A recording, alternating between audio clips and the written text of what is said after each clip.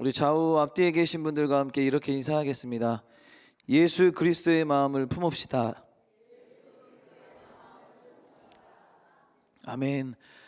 여기에 하나만 더 붙여서 이제 오늘은 또 인사를 또 플러스 하겠습니다. 다시 한번 인사할 때 이렇게 인사하겠습니다.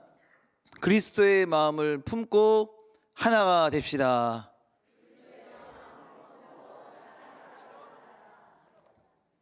아멘. 오늘 본문의 내용을 들어가기 전에 먼저 이 사도 바울이 왜 이 글을, 이 서신을 쓰게 되었는지에 대해서 배경을 한번 먼저 살펴보겠습니다.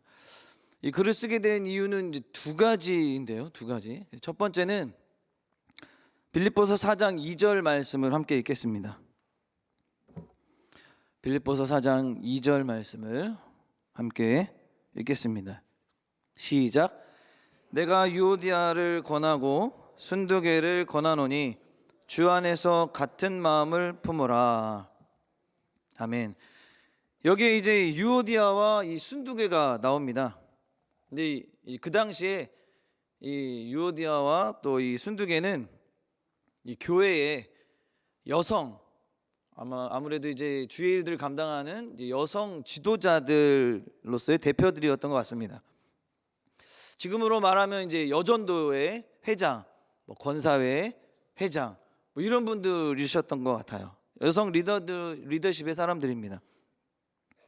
근데 어떻게 보면 이 빌립보 교회가 출발 자체가 이 여성들에 의해서 이 교회가 출발했습니다. 사도 바울이 이 마게도냐 이 환상을 꾸고 원래 이 빌립보 이 지역을 처음에 갔을 때 이 여성의 무리들을 처음 만납니다. 그 중에 그 루디아라는 사람이 있었어요. 그래서 그분이 원래 이제 장사하시는 분인데 그분이 어쨌든 이제 예수를 또 믿게 되면서 자신의 이제 집을 교회 처소가 그 당시에 빌립보에 없었거든요. 교회당으로 이렇게 헌신한 것입니다. 그래서 이제 이 루디아와 또 그 여성들이 이제 모여서 이제 그 빌립보 교회가 이제 시작이 된 것이죠. 어떻게 보면 여기가 이렇게 우리 찬양대 여기가 이제 빌립보 교회인 것 같아요. 지금 다 여성분들만 계시기 때문에 어쨌든 그렇게 이 루디아라는 여인을 만나고 교회가 이제 생기고 빌립보 교회가 이제 루디아의 집에서 이제 시작하면서 이렇게 여인들에 의해서 교회가 설립되었습니다. 그러다 보니까 어떻게 했습니까? 남자들의 파워가 셀까요? 여성들의 파워가 셀까요? 여성들의 파워가 아주 대단했죠. 그리고 아주 이 주의 일에 대해서는 굉장히 열심히 했던 것 같습니다. 사도 바울이 어떻게 보면 여기에 머문 기간은 그렇게 길지 않습니다. 그런데도 여기저기 이제 흘러다니는 그 바울을 뒷바라지하는 그 역할을 했던 교회가 바로 이 빌립보 교회고 그 교회의 성도들이었다는 것입니다.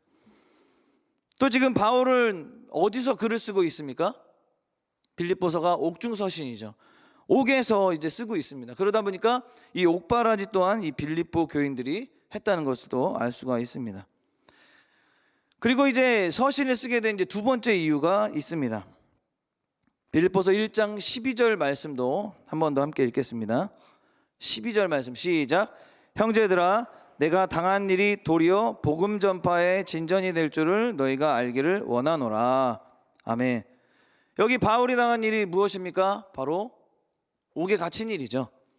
그리고 13절 14절 말씀에도 제가 읽겠습니다. 이러므로 나의 매임이 그리스도 안에서 모든 시위대 안과 그 밖에 모든 사람에게 나타났으니 형제 중 다수가 나의 매임으로 말미암아 주 안에서 신뢰함으로 겁없이 하나님의 말씀을 더욱더 담대히 전하게 되었느니라. 아멘. 어쨌든 이 바울이 옥중에서 이 성도들에게 대한 이런 소식을 들었을 것입니다. 그리고 또 이 바울이 옥에 갇혔다라는 소식을 전에 들었을 것입니다. 그러니까 지금으로 말하면 담임 목사님께서 옥에 갇히셨다는 소식을 듣게 된 거예요. 그러다 보니까 이제 대개 성도들이 마음이 어떨까요? 아이고, 되게 이제 당연한 이제 일반적으로는 아이고 큰일 났네, 이제 이거 어쩌면 좋아? 이러면서 마음이 이제 담대해지는 것이 아니라 오히려 마음적으로 위축이 될 것입니다. 야, 이거 이러다가 우리 교회에 무슨 일 났나 보다. 야, 이러다가 나까지 잡혀가는 거 아니야? 도망가야겠다. 뭐 이런 식으로 이렇게 되는 거 아니겠습니까? 그런데 빌립보 교회인들은 어떻습니까? 반대로 바울 선생님이 붙잡혔네. 이럴수록 우리가 믿음을 가지고 말씀을 더욱더 담대히 복음을 전파해야 됩니다 라고 말하면서 담대함을 가졌다는 것입니다.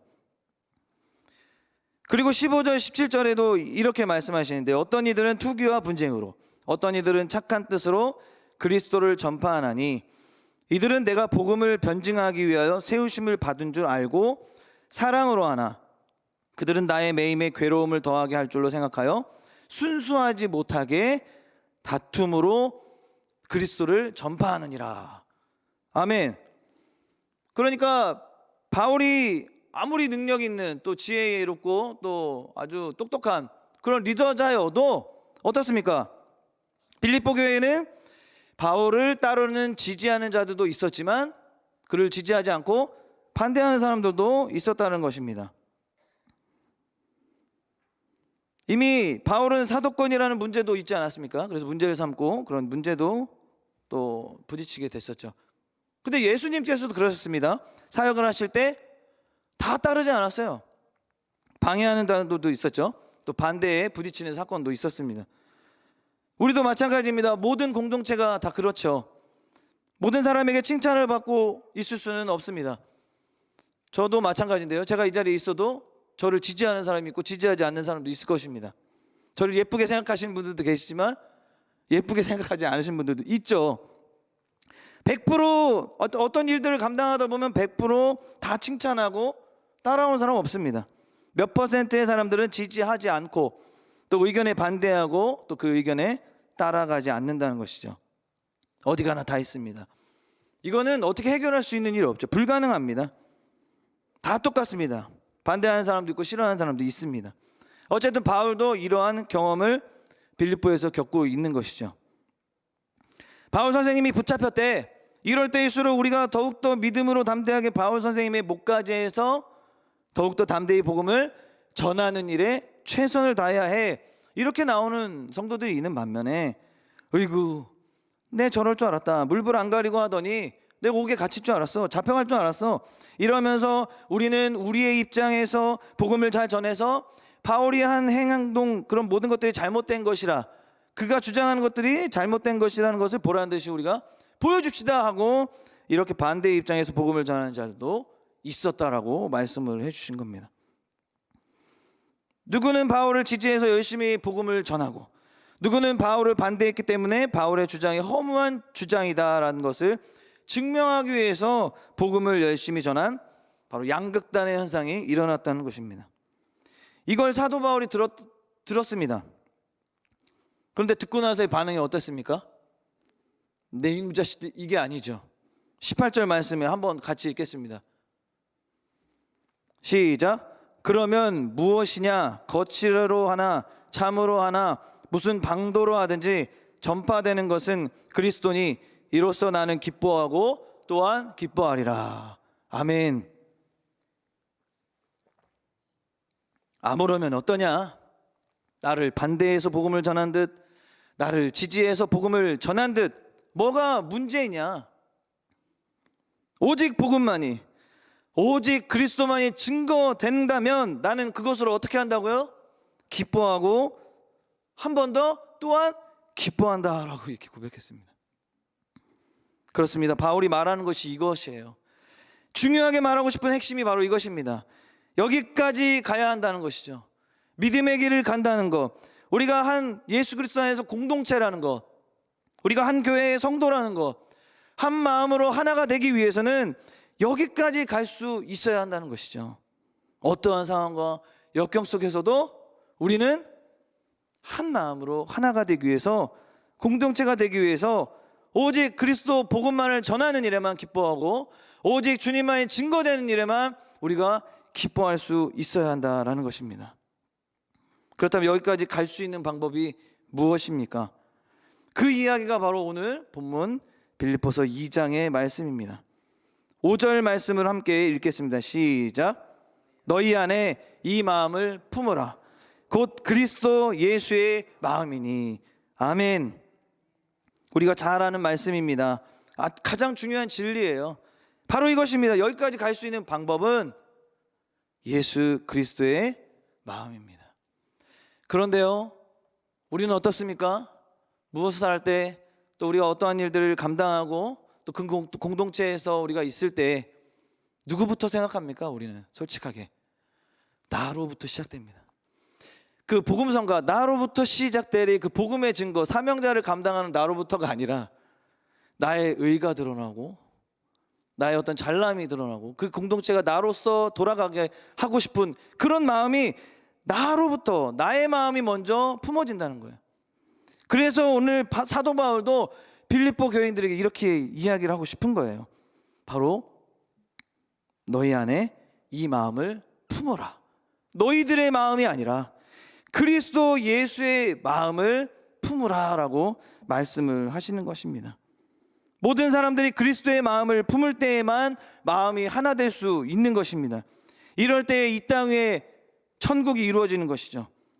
이 사람도 그리스도의 마음, 저 사람도 그리스도의 마음을 품어야만이 한 마음이 되고 그것이 온전한 연합이 되고 온전한 주님이 원하시는 공동체가 된다는 것입니다. 그렇습니다. 다 그리스도의 마음을 품어서 하나 될 때 거기에 참된 사랑이 있고 연합과 일치가 바로 되는 것입니다. 근데 이게 정답인데 이게 잘 안 되니까 우리의 공동체들이 힘을 잃게 되고 한국교회가 더 하나님 보시기에 이렇게 좀 기쁨의 공동체가 되지 못한다는 것입니다.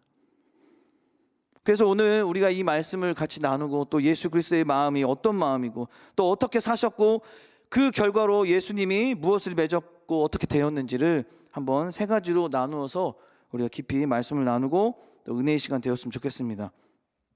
첫째로 예수 그리스도께서는 겸손의 마음을 먼저 보여주셨다는 거예요.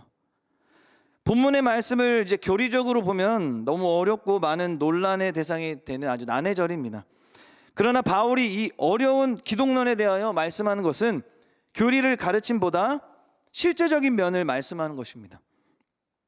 우리들이 이 본문의 말씀에서 아무리 그리스도의 신성과 또 인성의 교리를 배웠다고 해도 이 그리스도의 겸손의 마음이 어떠하심을 본을 삼자고 한 이 교훈을 깨닫지 못한다면 이 성경을 제대로 우리가 바로 보지 못하게 된다는 것입니다. 그런 의미에서 볼 때 본문 말씀에서 아주 가장 중요한 단어가 두 가지가 있습니다. 7절에서 오히려 자기를 비워 종의 형체를 가지사 사람들과 같이 되셨고 이렇게 할 때 자기를 비워입니다. 그리고 8절에서 사람의 모양으로 나타나사 자기를 낮추시고 할 때 낮추시고입니다.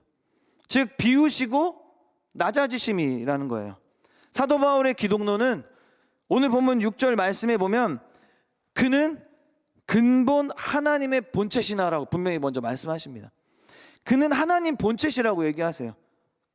그리스도의 하나 되심을 먼저 말씀하실 때 하나님께서 사람의 몸으로 입고 이 땅에 인자로 오신 분이라고 말하지만 그는 근본 하나님의 본체시다라고도 먼저 이야기합니다. 성육신으로 오셨다라고 말씀하신 거죠. 그분은 영원한 하나님이십니다. 육신을 입고 세상에 오셨을 때에도 하나님이시고 지금도 하나님이십니다. 이 말씀은 예수 그리스도는 마땅히 섬김을 받으시고 또 모든 피조물의 영광을 받으실 분이신 하나님께서 자기의 영광을 어떻게 하신 거예요? 영광의 자리를 비우시고 또 사람의 몸을 입으시고 종이 되셨고 무엇까지 지셨습니까? 우리 때문에 십자가까지 지셨다는 것입니다. 이 하나님께서 오늘 본문 6절에 말씀하신 하나님과 동등됨을 취할 것으로 여기지 아니하시고 7절에서 오히려 자기를 비워 종의 형체를 가지셨다는 겁니다. 그리고 사람들과 같이 되셨다라고 말씀하십니다. 아멘. 자기를 비우시고 사람들과 같이 되셨다고 얘기해요. 말구유까지 낮아지셨잖아요. 주님께서 이 세상에 오셨다 해도 사람의 형체를 입지 않고는 도무지 사람을 만날 수가 없습니다. 이것이 성육신하신 사건이죠. 우리 주님께서 우리를 위해서 이렇게 사람의 몸을 입고 오셔서 우리 중에 계심도 말할 수 없이 감사한 은혜지만 주님은 실제로 우리들에게 구원의 은혜를 어떻게 하셨습니까? 주셨습니다. 그래서 오늘 본문 8절 말씀에 보면 함께 읽을까요? 8절 시작. 사람의 모양으로 나타나사 자기를 낮추시고 죽기까지 복종하셨으니 곧 십자가에 죽으심이라. 아멘. 그냥 세상에 오셔서 좋은 선생님으로만 끝난 게 아니에요. 막 가르치시고 막 배우게만 하시고 그냥 가신 게 아니라 당신은 친히 볼 수 없는 하나님을 우리 인생들에게 나타내 보이셨고 대속을 이루어 주셨다는 것입니다. 그래서 사람의 몸을 입고 오신 주님, 주님의 이 낮아지심에 대하여 말한 이야기는 여기서 우리가 끝날까요? 끝나지 않습니다. 이렇게 자신을 낮추시고 사람 중에 거하신 주님께서는 인생들을 구원하기 위해서 우리 대신 온갖 고난을 받으시고 죽기까지 했다는 것입니다. 말씀으로만 사랑한다고 고백한 분이 아니시라는 거예요. 주님께서 우리를 위해서 죽기까지 행동으로 몸으로 보여주신 그 사랑을 우리에게 보여주셨다는 거죠. 이렇게 이보다 더 큰 사랑이 어디 있겠습니까? 없습니다. 실로 우리 하나님께서 우리들을 사랑하시고 우리를 구원하신 것도 그러합니다. 그저 말씀만으로만 하시고 팔짱 끼고 우리를 물끄러미 바라만 보고만 끝난 것이 아니라 그런 하나님이 아니시라 우리가 하나님께 무슨 감사와 영광을 돌려드릴 수 있겠습니까? 이런 영광을 우리에게 은혜를 베풀어 주신 하나님께, 온 우주 만물을 말씀으로 창조하신 하나님, 그리고 그 많으신 능력이 우리를 지옥에 보내신 데 쓰는 것이 아니라 오히려 그렇게 사용되었다면 얼마나 무서운고 두렵고 떨리겠습니까?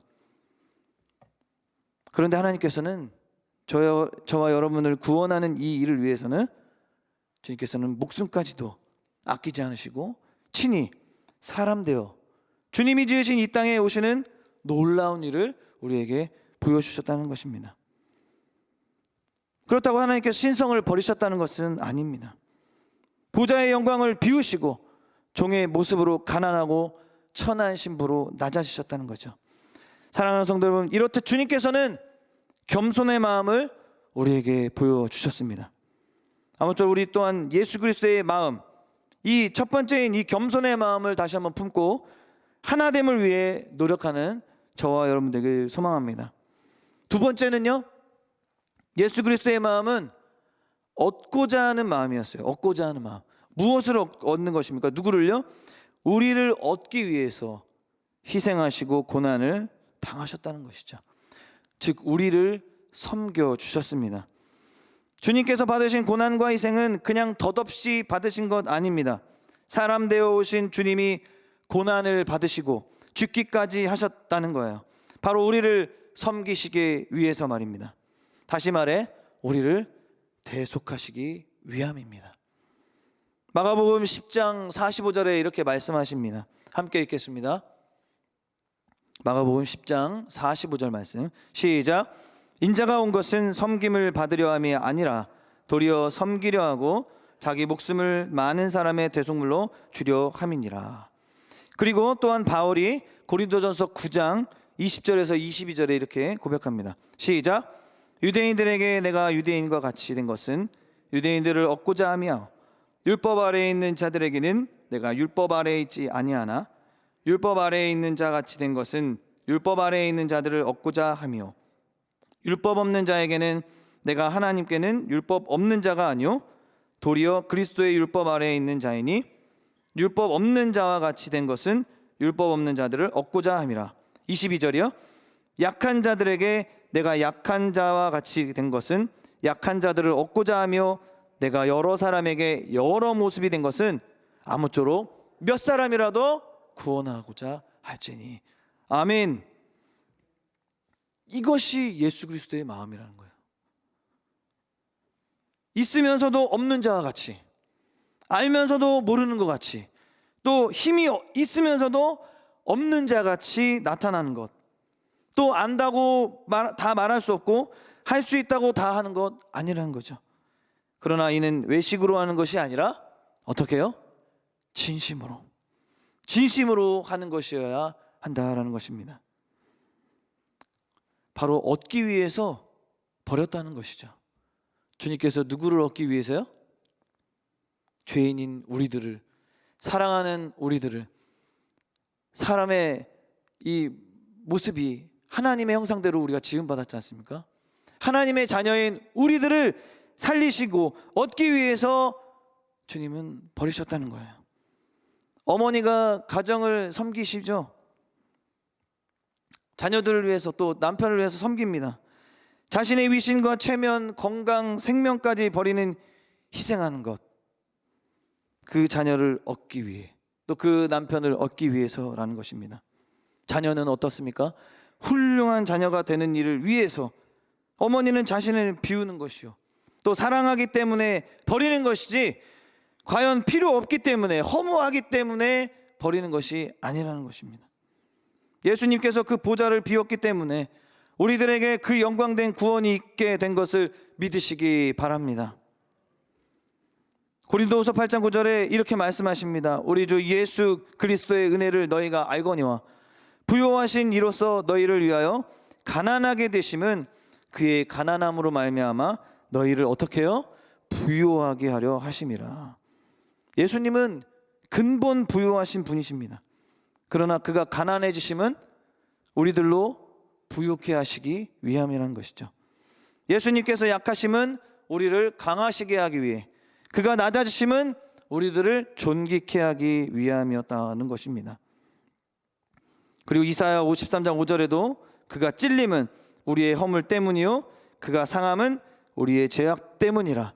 그가 징계를 받음으로 우리는 평화를 누리고 그가 채찍에 맞음으로 우리가 나음을 받았도다. 아멘. 예수님께서 찔리심으로, 피 흘리심으로 우리가 어떻게 된 겁니까? 우리들의 이 허물의 이 죄들이 사함을 받았다는 것입니다. 예수님이 아니시면 우리는 어디에 가도 죄사함 받을 수 없다는 것입니다. 예수 그리스도만이 우리의 십자가의 그 달리심으로 우리의 모든 죄를 사하심으로 우리의 죄가 다 사함받고 하나님께 나아갈 수 있는 생명의 길로 인도함 받은 구원의 은혜가, 역사가 예수 그리스도의 십자가로 말미암아 나타날 수 있다라는 사실을 믿으시기 바랍니다. 아무쪼록 예수님께서 그 징계를 하나님께 받으심으로 우리가 하나님과 평화를 누리게 된 그 은혜에 다시 한번 우리 감사하며 그 마음을 품고 우리도 천하보다 귀한 그 한 영혼을 위해 우리의 모든 것을 비우고 내려놓으며 또 희생하며 고난하며 영광 돌리는 길에 앞장서기를 주님의 이름 간절히 소망합니다. 마지막으로 예수님께서는 십자가에 죽기까지 하나님께 복종하셨습니다. 복종하는 마음. 예수님께서 오늘 본문 8절 말씀에 죽기까지 복종하셨으니 곧 십자가에 죽으심이라. 예수님께서 죽기까지 하셨기 때문에 우리들이 영원한 생명을 얻게 된 것입니다. 즉 우리들도 겸손하며 순종하며 또 희생하는 삶을 살아야 하는 이유를 말하기 위해서 예수님의 이 생애를 말씀하시는 것이죠. 자기를 비우고 낮아지고 종이 되고 고난도 받고 희생하다가 마지막에 죽기까지 하는 것은 예수님이 같이 사는 것입니다. 예수님이 함께 하신다는 사실을 우리가 믿으셔야 합니다. 우리들도 그렇기 때문에 사람들을 사랑하는 이유, 그 사람들을 구원하기 위해서라는 사실을 믿으시기 바랍니다. 우리들이 겸손한 삶을 사는 것은 진정으로 못나서 자기를 비하시키는 것이 아니죠. 하나님이시면서도 낮아지시고 겸손해지심으로 우리를 얻으신 그 주님을 본받으라는 것입니다. 그 주님을 본받아서 우리들도 같이 겸손해질 때에, 어느 것이나 낮아질 때에, 어느 것이나 희생의 사람이 될 때에 우리 자신보다 더 귀한 것 무엇이겠습니까? 우리의 육신의 생명보다 귀한 것, 바로 천하보다 귀한 영혼들을 얻게 된다는 사실입니다. 땅의 것을 주고 영원한 것을 얻게 된다는 것이죠. 우리는 근데 결코 이것들이 손해보는 일이라고 생각하면 안 되는 것입니다. 결코 손해보는 일을 하나님께서 우리들에게 시키지 않으시죠. 단지 수지계산의 시점이 언제인가 하는 것만 생각하는 것이 아니라는 거죠. 오늘이 결산의 때는 아닙니다. 우리는 다시 한번 기억해야 합니다. 우리를 섬기는 삶, 곧 대속을 이루며 하나님의 뜻을 이루는 일을 위해서 예수님께서는 어떻게 하셨습니까? 하나님께 복종하시되 죽기까지 하셨다고 했습니다. 예수님도 사람이기 때문에 고통받고 힘들고 그 길을 피하고 싶었을 것입니다. 그러나 예수님께서는 실은 이 구속의 역사를 이루시는데 자원하심으로 순종했다는 것이죠. 자발적 순종이었습니다. 인간의 몸을 입으신 분이시기 때문에 그분은 아버지께 피할 길을 달라고 이렇게 마음을 드리고 싶은 마음도 있었을 것입니다. 그러나 내 뜻대로 마시고 어떻게 해요? 아버지의 뜻대로 하옵소서. 이렇게 맡기고 복종하는 것이 바로 겸손이라는 것입니다. 우리는 늘 하나님이 우리에게 사명을 맡기시고 우리에게 일을 시키실 때 우리는 내 뜻대로 하시옵소서가 되어버립니다. 그리고 피할 길을 달라고 하죠.